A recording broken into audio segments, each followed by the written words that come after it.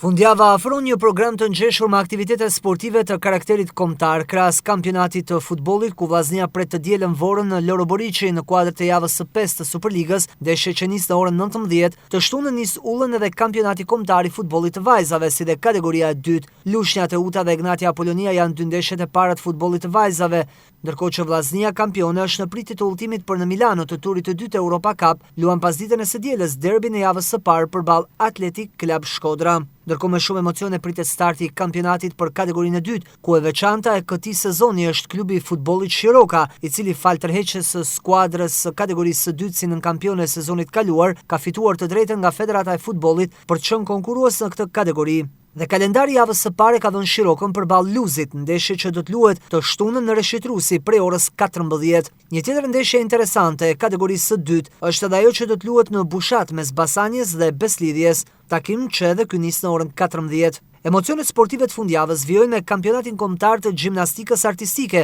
aktivitet që organizohet nga Federata Shqiptare e Gjimnastikës në Qazim Dervishi, mbrëmjen e së premtes dhe paraditën e së shtunës. Ndërkohë, kampionati kombëtar i voleybollit për femra dhe meshkuj luan ndeshjet e javës së tretë, ku dy ekipet e Vllaznisë do të përballen në shtëpi, duke pritur të dielën në Qazim Dervishi, Dinamon për femra dhe Studentin për meshkuj.